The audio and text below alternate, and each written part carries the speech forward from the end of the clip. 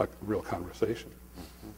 We are so close to the end of our time, and I don't want to by any means cut us off, because I think what's very important now is to derive, particularly for the audience, but for the rest of us, some sense of where we go from here. And so I'd like you to recommend, in the name of good communication, of going beyond fear and feeling threatened in one way or another by people out there who might be described as fundamentalists or others. What should we be reading now? And feel free to name your own books.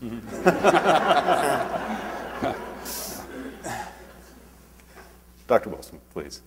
Well, I think that I think that evolution is the theory of choice for the study of religion.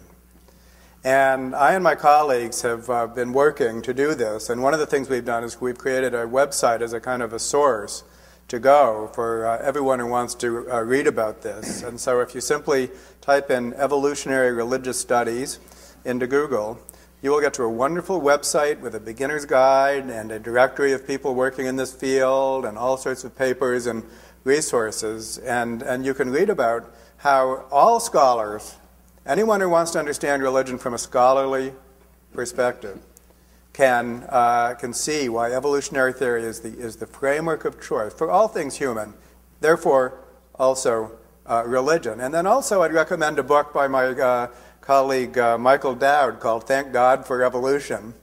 And Michael Dowd is a evangelical who has been born yet again as an evolutionist, but still regards himself as an evangelical. And he's an itinerant traveling preacher with his atheist wife. I'm telling you, life is stranger than fiction. They go around in a van with a Darwin fish kissing a Christian fish, and big hearts coming up. And go to Thank God for Evolution on the website or on his book. And what you'll see is, you will see he gets the science right. He passes science journalism standards for getting the science right. But also, it has the fulfillment of that we associate with religion. He calls it day language and night language. And not everyone likes the evangelical style, but it's really something to see. And so there's my suggestion. It's a great country, isn't it? Yes, it is. Dr. Dennett.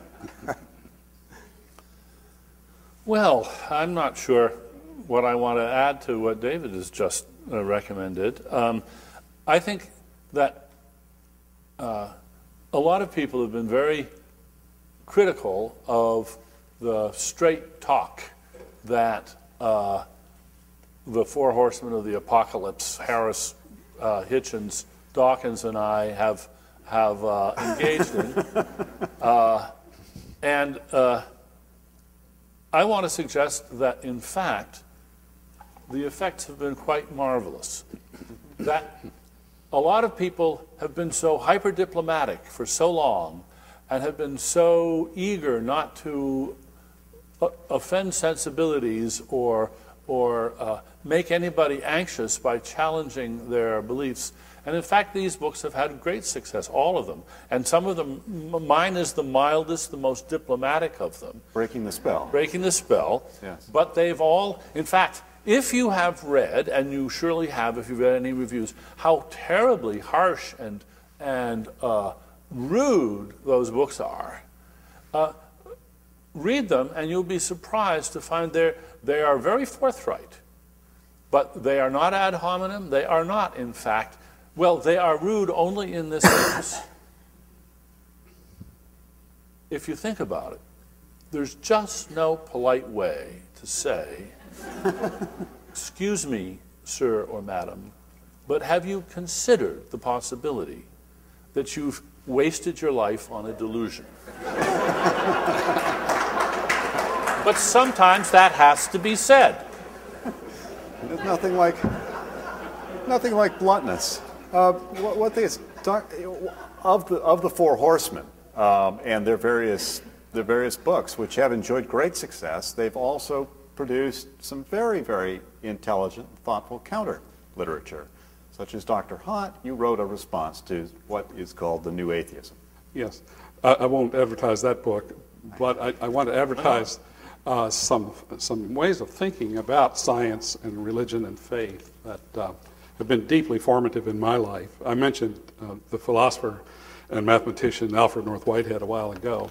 I think one of the most important books I've ever read, and I used to use it every year in my course on science and religion at Georgetown, is Science and the Modern World.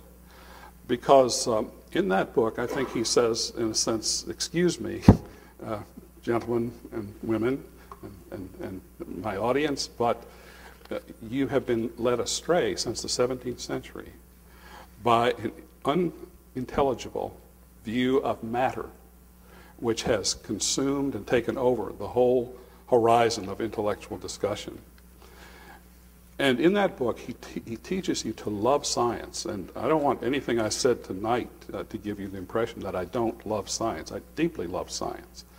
But I have real problems with taking science captive in ideologies such as scientific materialism, which is a term that Whitehead uses throughout the book, and does, I think, a marvelous logical critique of its fundamental incoherence. And in that book, he also takes religion to task. He says that the death of religion comes with the suppression of the high hope of adventure. And he says until religion learns to discover the spirit of adventure in the same way that modern science has, the decay will continue. So both religion and science can learn an awful lot from each other, and that's a good book to start with. I hope you all have been taking notes about this tonight. I think we've been extraordinarily privileged, and we should be extremely grateful both for the City University of New York Graduate Center's staging of this wonderful event, and also for our three panelists for providing us with this, with a rare, insightful, nuanced, and intelligent discussion in such a contentious area. Thank you so much.